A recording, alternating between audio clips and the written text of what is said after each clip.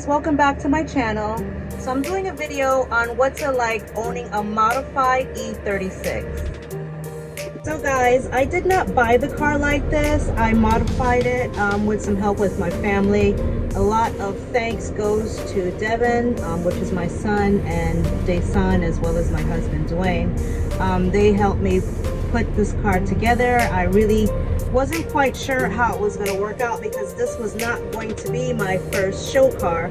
My first show car was going to be a Volkswagen Jetta MK3 1998, and that one did not work out.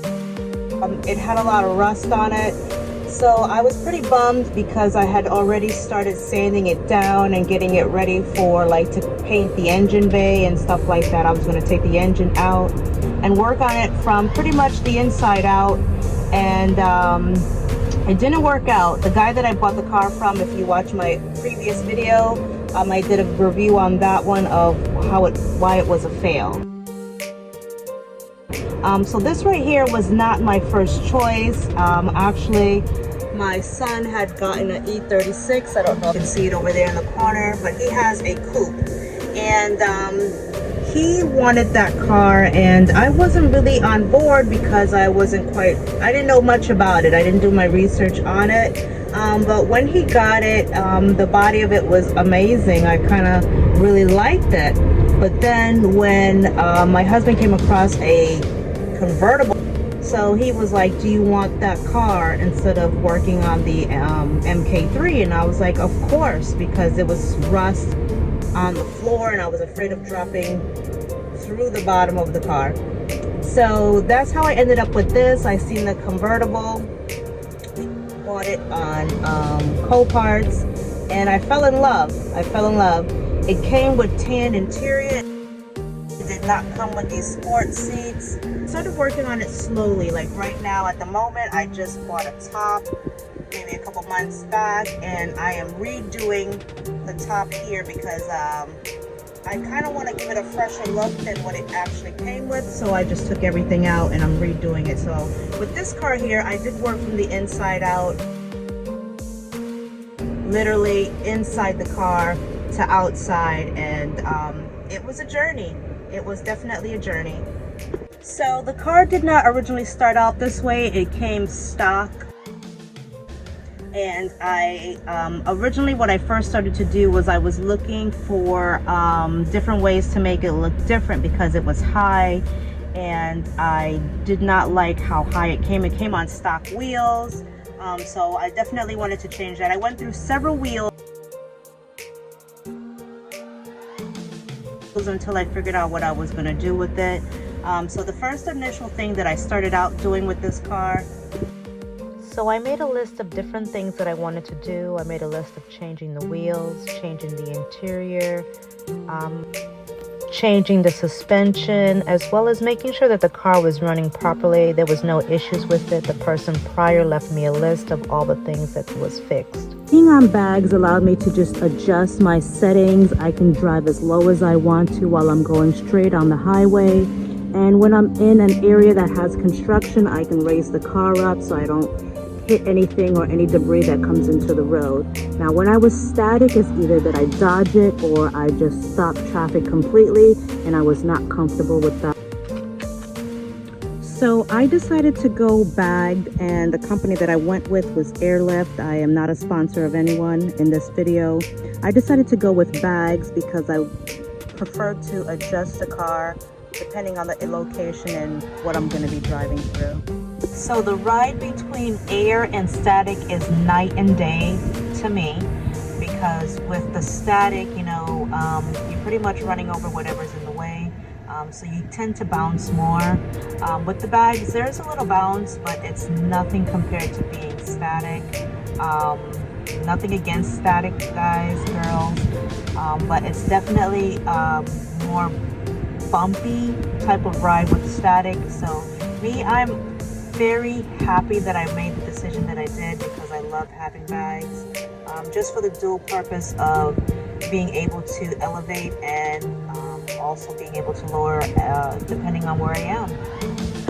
So I also got aftermarket camber arms. So the aftermarket camber arms allows you to adjust the camber more positive or negative how you need to. With the stock camber arms, you're not able to do as much. So what my choice of what I was trying to do was I was trying to be lip to fender.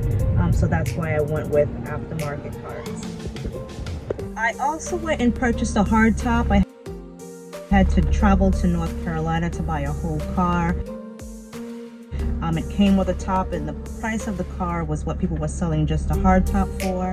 So I like the point that I can be able to take the top off and drive convertible or drive with a hardtop, and it just gave it a different look from the coupe and as well as the sedan and the TI. So I changed the suspension that it came with, and I was really enjoying how it drove. I was on some springs, and it was okay. It definitely gave me a lower look that I really appreciated, but I definitely had to learn how to drive static. I had never drove static before. I've always drove stock cars. So I had to learn how to drive static, and I did, they say bake in my fenders. That definitely did happen on my driver's side. Very bad, just a little bit, because I had to learn how to take corners better. So this is my trunk setup. That is my air tank, my compressor. I had put a system in there as well, and underneath that wood is where I hide the lines for the air.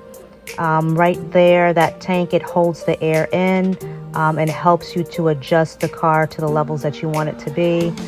Very important to make sure that you get the right size tank. Some people go with 2 compressors, but I just went with 1 for what I'm trying to do. Without the air tank working properly, you will have issues. You will not be able to adjust your air, and you'll be pretty much stationary if you cannot get this situated. There's also air lines running underneath the car that travels to the air tank. If you do plan on going air, the best thing to do is go with hard lines, because sometimes you can have an issue where something may have snagged your lines if they're plastic, depending on the location that you're in. So the modifications to this car, I have camber arms because I do run camber. I did decide to go with bags versus static. I did not use the natural camber that came with the car. I did add a tune to the car, so it definitely makes it more peppy and it handles great. I would not change any modifications to this car if I had to. I love the look of it. I love how I can have the lip to fender with the camber. Camber does not work for everyone, but I do love the appearance that it does give it. Leave me a comment below and tell me what you love about your car. So guys, I talked about a few modifications that I made on this car. I will make another video talking about the custom work that was done to it, but I definitely love how the car turned out. I love how I finally decided on these wheels, these 3-piece BBS's slant lips. I'm glad I chose the gold to go with the spikes because it really goes well with the red. I was very fortunate to find a hard top to make it all complete. I definitely like how I achieved the look of the fender sitting on the wheel. My goal was to have it look lip to fender. The 210s worked out well for the size of the box. Adding the tune just gave it an extra pep to its step. Thanks for stopping by. See you guys in the next video.